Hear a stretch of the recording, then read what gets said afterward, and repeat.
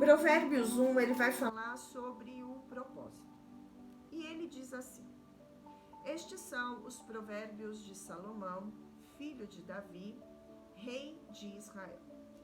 Eles ajudarão a experimentar a sabedoria e a disciplina, a compreender as palavras que dão entendimento e viver com disciplina e sensatez, fazendo o que é justo, direito e correto.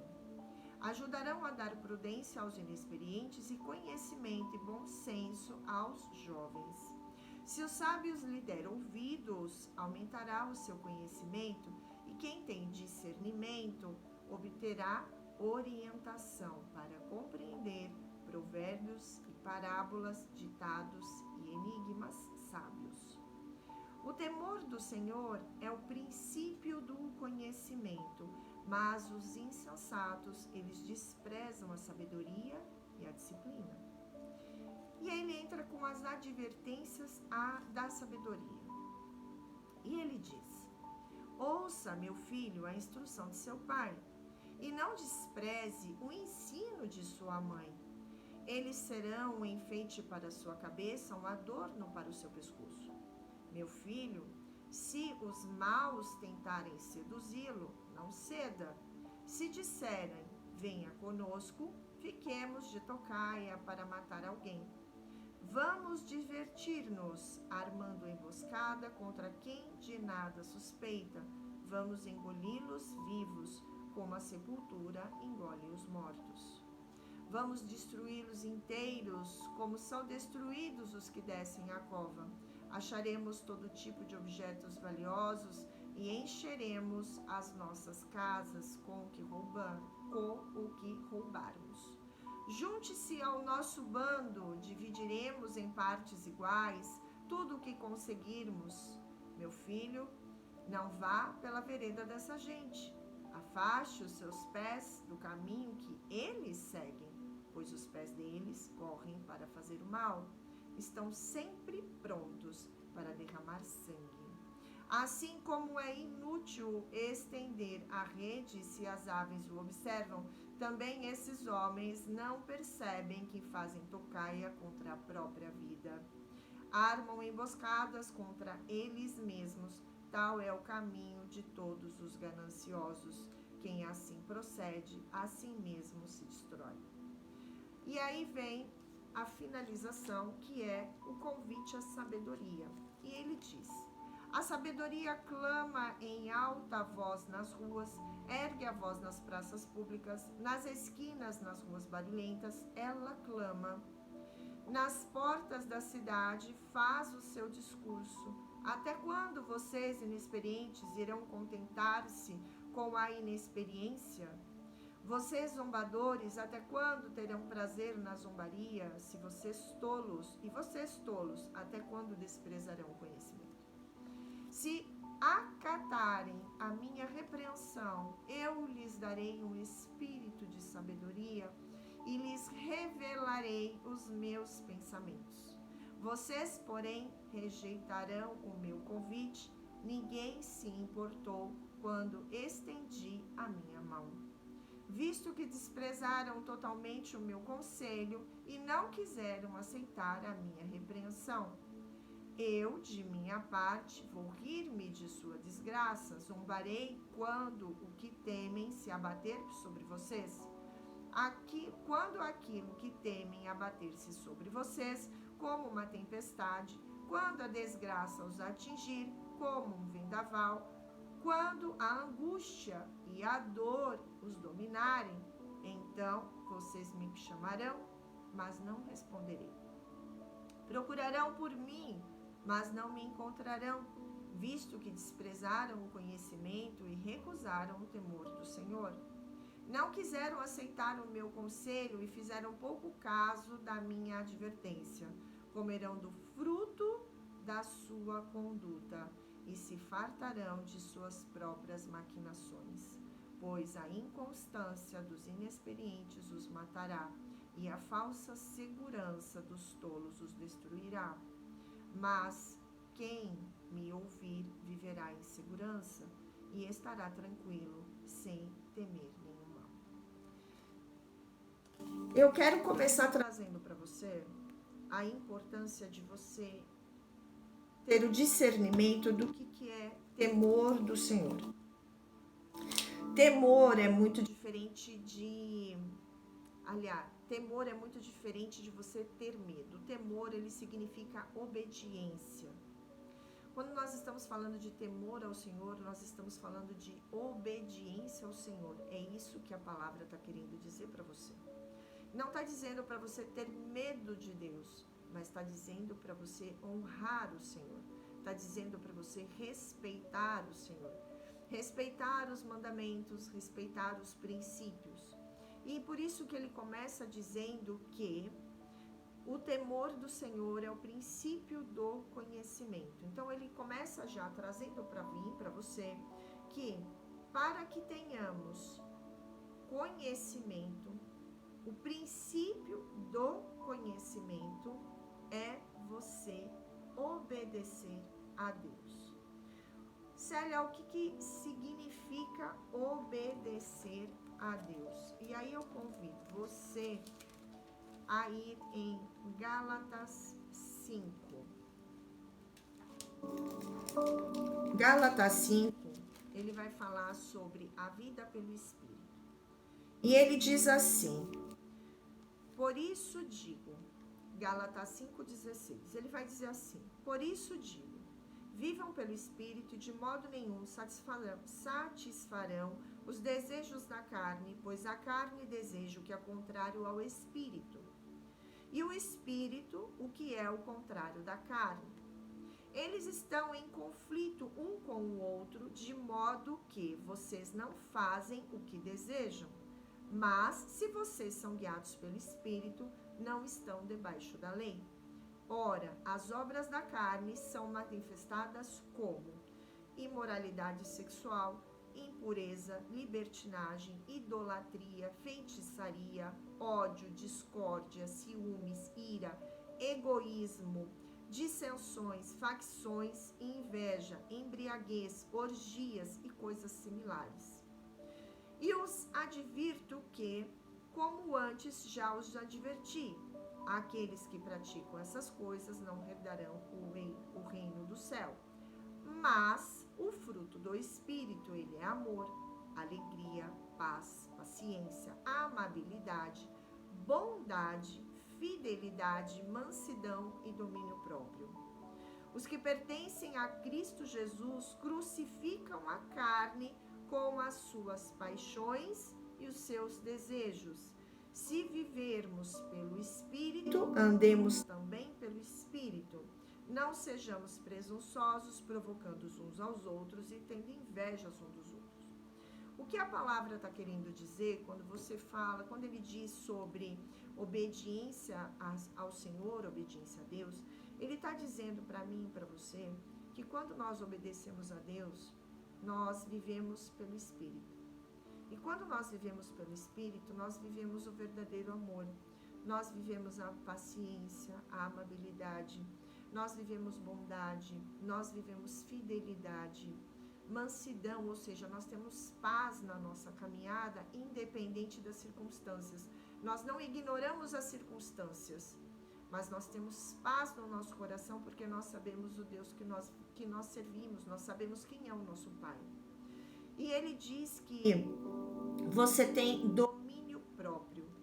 Quando ele está dizendo que viver pelo Espírito, ou seja, obedecer a Deus, viver pelo Espírito é ter domínio próprio, ele está dizendo assim que você tem o domínio das suas emoções.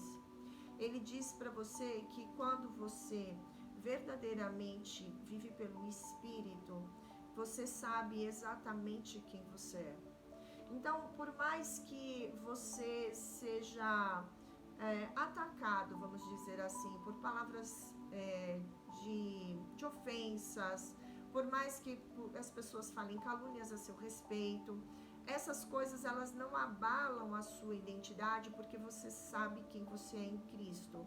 E é por isso que ele fala que você tem domínio próprio, porque nós precisamos entender que nós somos um espírito, que temos uma alma e moramos num corpo físico. Ou seja, esse corpo, o seu corpo, o meu corpo, ele nada mais é do que o templo que o Cristo habita neste templo. Ou seja, nós temos um templo que é a morada do Espírito Santo de Deus. Quando nós cuidamos do nosso corpo, quando nós cuidamos do nosso templo, nós estamos dizendo que nós amamos a Deus acima de todas as coisas e que nós nos amamos como amamos o próximo, ou seja, amai o próximo como a ti mesmo e a Deus acima de todas as coisas. Então veja o quanto que um versículo ele traz tantos ensinamentos. Por isso que ele diz assim: os insensatos desprezam isso, mas a sabedoria e a disciplina, aliás, volto, os insensatos desprezam a sabedoria e a disciplina. Ou seja, a pessoa que ela não busca esse tipo de conhecimento, não busca entender, estudar a palavra. A palavra ela só é revelada quando você tem uma obediência e o Espírito Santo lhe revela os segredos, lhe revela o que está na entrelinha do que está escrito. Célia, você está falando isso da sua boca? Não, eu estou falando isso que está no versículo 23 de Provérbios 1. Ele diz assim: se você acatar a minha repreensão, ou seja, o Espírito Santo de Deus só vai habitar dentro do seu coração se você permitir. O Espírito Santo de Deus só habita em você quando você verdadeiramente fala assim: eu permito. Porque Deus ele nos dá o livre-arbítrio e ele nunca vai invadir a sua morada, a sua casa, que é o seu templo, que é o teu corpo. Ele nunca vai invadir a sua vida, ele nunca vai chegar com os dois pés na porta e vai falar assim: eu sou Deus e agora eu faço parte da sua vida. Jamais ele vai fazer isso. Ele nos entregou o livre-arbítrio, então nós temos um poder em nossas mãos que é de decidir: eu tenho essa caminhada ou eu não tenho essa caminhada. E quando você acata esse princípio do conhecimento, que é a obediência a Deus, que é viver pelo Espírito, você recebe um espírito de sabedoria. E ele lhe revela os seus pensamentos. Ou seja, quando você verdadeiramente aceita Jesus como seu único Salvador, quando você entende que você tem um Pai chamado Deus, você permite que ele faça morada dentro de ti, ou seja, o Espírito Santo de Deus faz morada no seu templo, que é teu corpo. E nesse momento que ele faz morada dentro de você, ele lhe revela os pensamentos, ou seja, ele vai lhe revelando o que está por trás da palavra.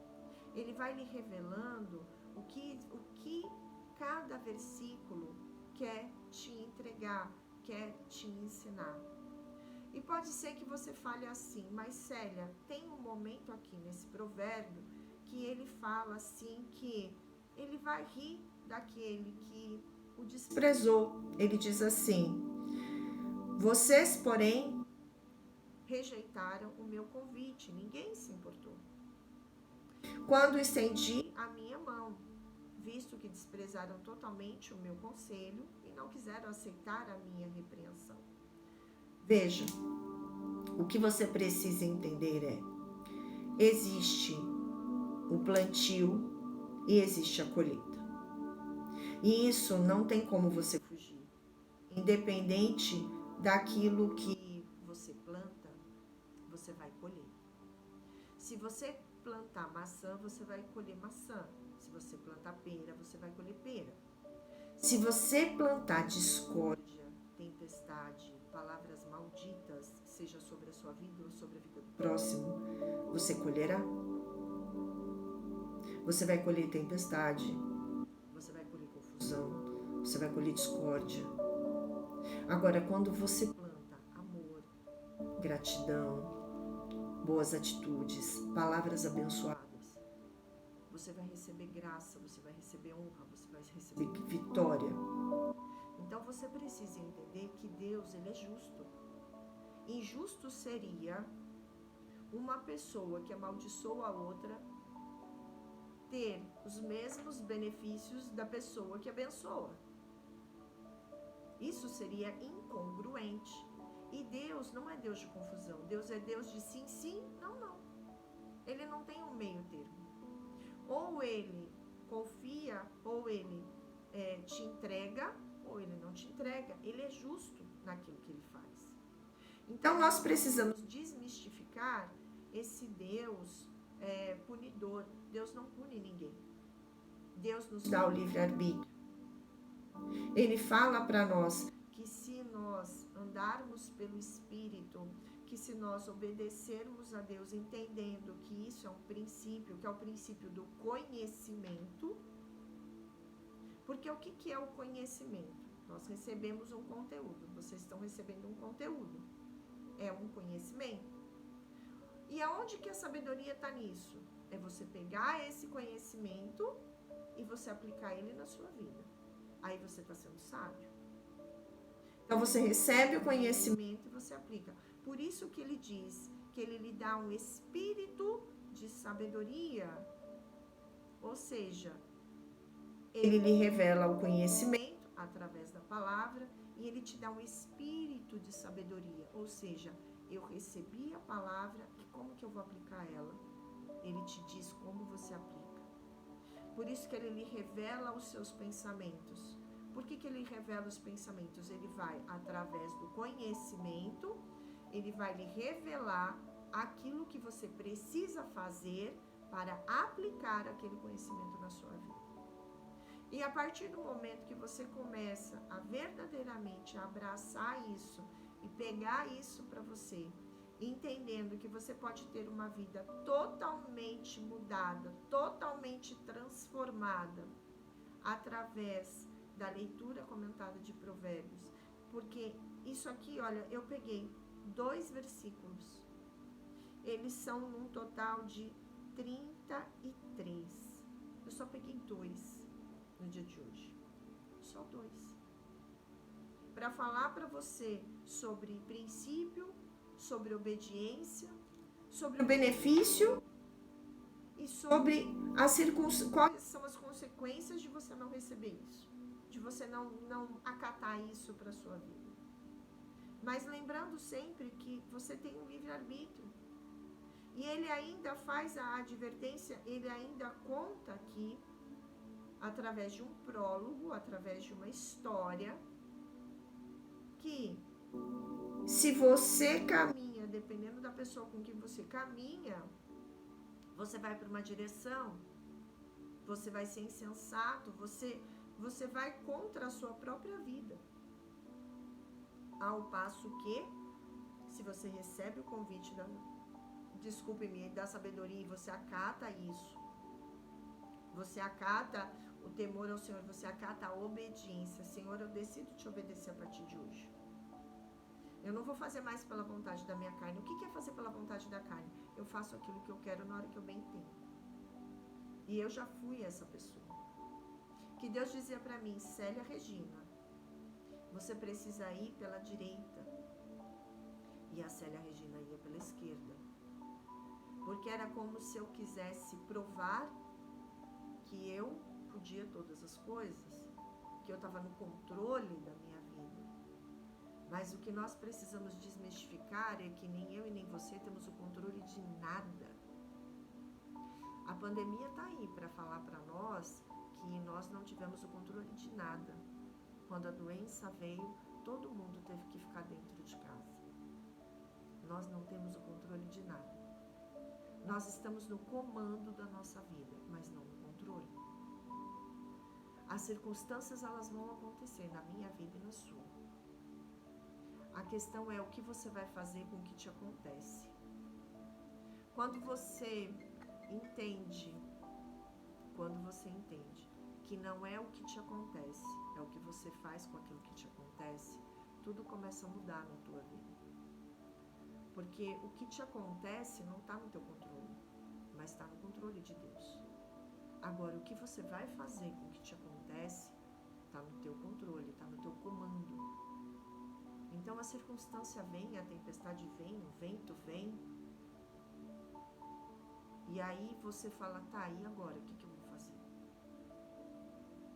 O que você vai fazer com isso cabe a você, é teu comando. Mas as circunstâncias, as coisas que vão te acontecer, elas não estão no teu controle. É Deus que está no controle. Caminhar pela força do braço é acreditar que você está no controle de todas as coisas. E isso pode te trazer consequências gravíssimas. Você pode passar por cima de pessoas, você pode passar por cima de você mesmo, você pode se agredir fisicamente. E o que eu estou querendo dizer com agressão física contra si mesmo?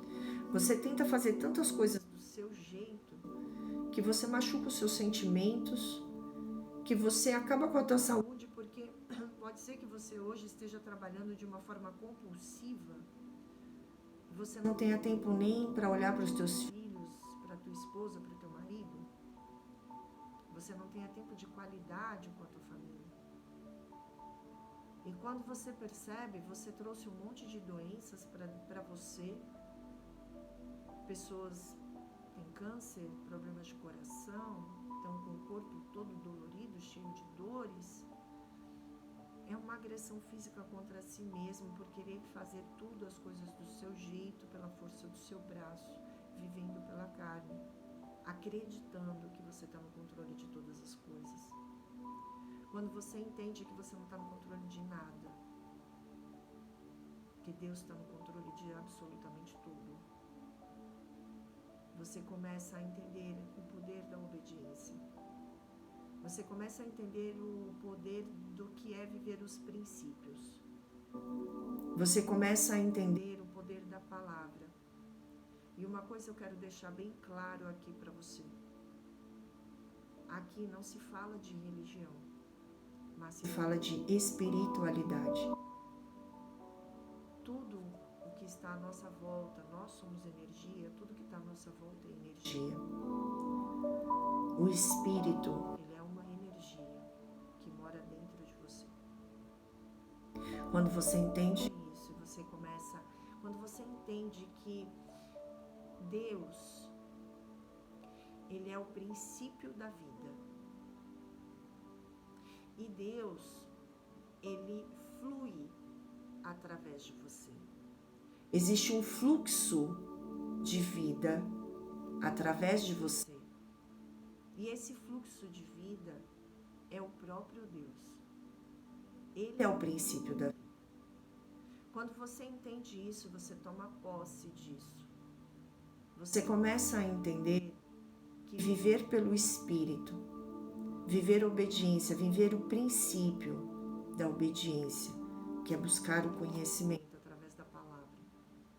Você vai começar a entender que existe um amor incondicional, um amor tão puro, que só Deus, com todo esse amor que Ele tem por cada um dos seus filhos, é capaz de dar.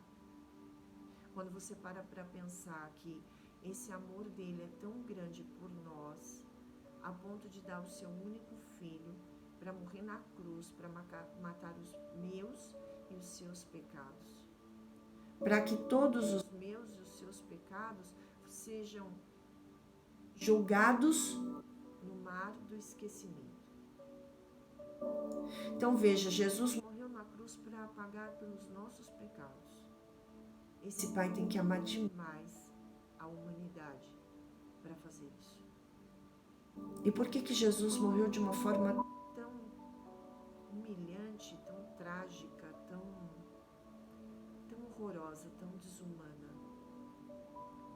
Porque era a forma que ele tinha de entender a dor, a nossa dor.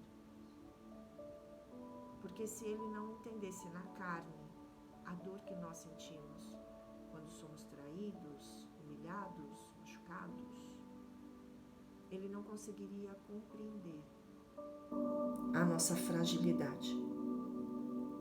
Porque ele é o Pai Ele é o Criador do céu e da terra. Ele é a própria vida. Então ele precisou trazer o seu filho para que ele pudesse entender a nossa dor. Quando você entende a profundidade disso, a espiritualidade que há nisso, você não vai mais questionar. E você vai verdadeiramente entender a importância e a profundidade do que é viver pelo Espírito, do que é viver a obediência, do que é confiar em Deus, ter uma fé que você pode não estar vendo nada, mas ela se torna inabalável, porque você sabe o Deus que você serve. Deus, ele nos dá promessas e ele é fiel para cumpri-las. Pode ser que ela não se cumpra no momento que você deseja, na hora que você deseja, porque nós somos imediatistas. Nós vivemos num mundo de tecnologia, onde esse vídeo que eu gravo agora, ele vai estar disponível para o mundo inteiro a partir do momento que eu colocar no YouTube. Só que Deus, ele tem o tempo dele para fazer as coisas. Ele sempre fala para mim sobre o tabuleiro.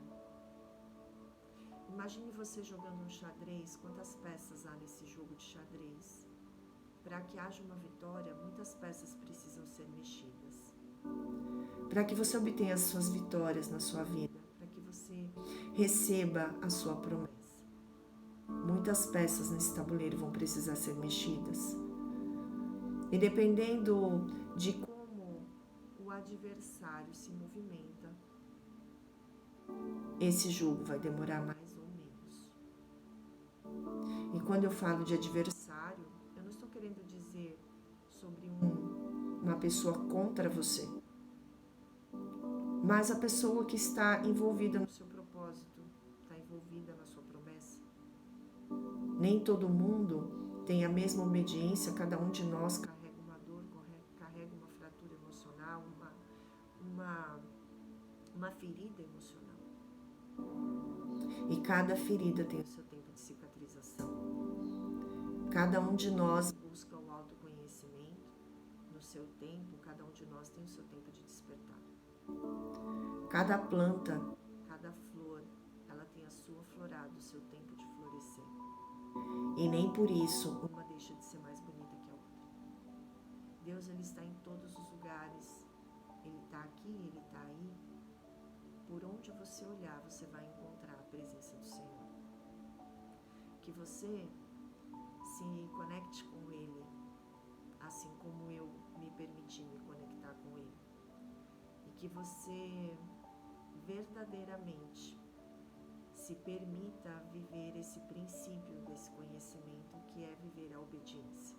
Para que você viva no Espírito e você viva e usufrua do que é essa graça de ter essa paz na sua vida, independente das circunstâncias, que é andar com o Senhor. Isso não significa que a sua vida vai ser fácil, isso não significa que você não vai ter problemas, mas não é o que te acontece, é o que você faz com o que te acontece. Um dia extraordinário para você e comenta aqui o que fez sentido para você nessa leitura do dia de hoje. Até amanhã. Um beijo para você.